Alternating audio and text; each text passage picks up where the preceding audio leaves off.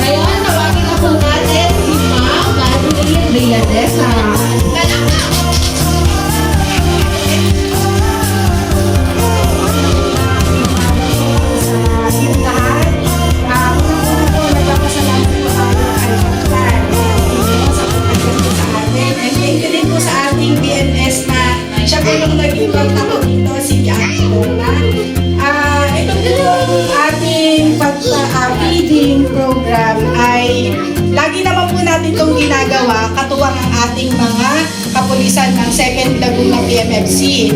Dahilan nga po sa nabanggit na ni Ma'am Janeta na ako po ay chairwoman ng kanilang unit. Pero ngayon po ay ito po ay personal na ginagawa ngayon ng inyong lingkod dahilan po sa nag-birthday po ako nung nakarang Thursday. Ito naman po ay taon-taon natin ginagawa sa iba't ibang lugar. So ngayon po, dito po namin napili sa inyong barangay. So nagpapasalamat pong muli ako sa inyong pagtanggap. Nawa po ay makapagbigay kami ng konting kasiyahan. Pero hindi po tayong kasama ngayon na aking mga kapatid. Ito po ang aking panganay na kapatid na si Ate Adora. At yung po isa nasa labas, si Ate Donna. Kami po yung may-ari ng Lugawan sa Buhay. Kaabans Lugawan. Doon po sa malapit sa boundary ng Pani sa Barangay Buhay. And kasama rin po namin yung kaibigan kong napakabait. At ang kanyang anak, napakagandang kaibigan, napaka-generous. Sila po ay nag-sponsor din po sa atin ngayon ng ice cream. Kaya merong ice cream ang mga bata at yun po ating tinapay. So yun po ay kasama po natin ngayon ang kanyang anak na si Dylan Turner na nag-aaral po sa Philippine Science. So kayo po ay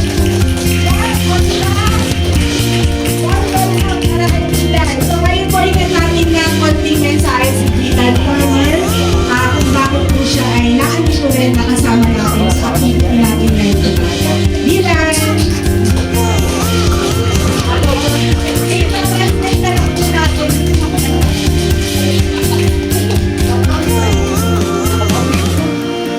I joined here because of the skill program of my school, and I thought this was a great opportunity to help the community. And that's Ang taga-barangay niya po ay taos-puso ang pasasalamat sa inyo sapagkat napagtuunan ninyo ng pansin ang aming lugar na sa ngayon ay mapapansin nyo na talagang medyo sila dahil sa kakulangan po ito ng pondo. Pero kahit sa paano ay nagagawa po ito namin ng paraan upang mapunan ang mga pagkusulan sapagkat dito po sa amin, kita nyo naman ang panahon talagang lalo pagka ganitong maulan ay hirap po ang mga tao dito sa kanilang paghahanap buhay. At ito pong inyong naging ambag sa amin ay malaking bagay sapagkat ito po ay talagang bihirang maganap dito sa aming barangay. Ang aming pong barangay ay nagkakandak din po ng feeding, hindi nga lang po ito weekly. Siguro mga 2 beses sa loob ng isang buwan. Pero itong inyong naging tulong, maging tulong dito sa aming mga kabarangay ay maaaring sa susunod na pagkakataon ay mapag-usapan namin upang sapagkat nakita ko po itong mga bata. Sa totoo lang po, ngayon ko lang napansin yung ating mga kabarangay na yung mga bata ay talagang kailangan talaga ang feeding program. Dito po napansin na ganito pala maraming mga bata sa ngayon na kailangan ay mabigyan ng atensyon, ng pansin upang ay paabot lalo higit sa taas sapagkat sa nakikita ko ay talagang hindi po sa sapat ang pondo ng aming barangay upang magawa namin ito. Kung maaari nga lang ay linggo-linggo pwedeng gawin ito. At kami po ay nagpapasalamat sa inyo ma'am, sa inyong lahat.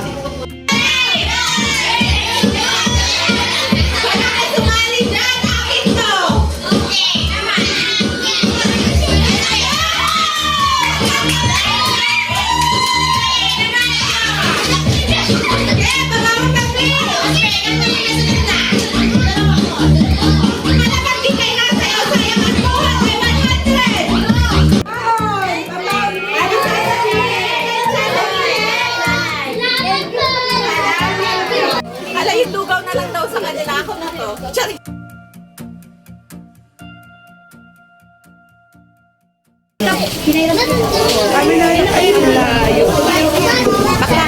Yan si ate.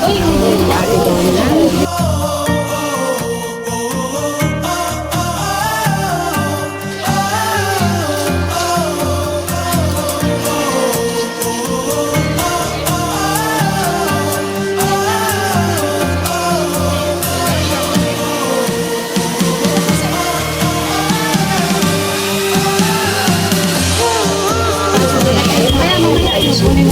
Sige, Bunso ha, hindi mawawalan lahat. Kaya pila lang. Huwag kayong magpaambon.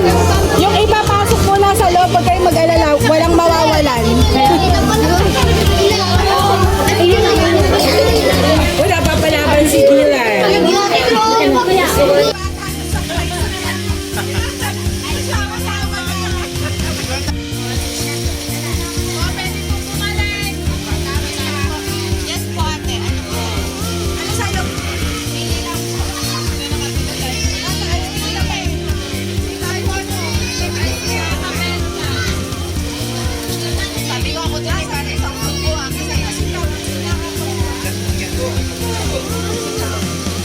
First, kain kayo. Tony? Ice cream gusto mo? Ayaw din. Opo, lugaw. Ayaw mo. Macaroni talaga. Gusto nila lugaw. Lugaw talaga. Ice cream. Ikaw daw ang gusto. Dalawa. Dalawa. Ayaw gusto. Ah, macaroni. Ikaw ang macaroni. Ikaw, Pogi. Dalawa. Ice cream. Lugaw. Ice cream. Pila. Ano pong masasabi niyo sa naganap ko na event kayo sa activity? Ano po sa akin ay masaya. Nagkakaroon ng mga bata na magkaroon ng feeling kasi yung mga bata kasi na walang kinakain, yung mga walang gusto sa katawan, nagkakaroon sila ng lakas. Kumbaga, pandagdag itong ginagawa ni ma'am para mga bata magkaroon ng konting lakas.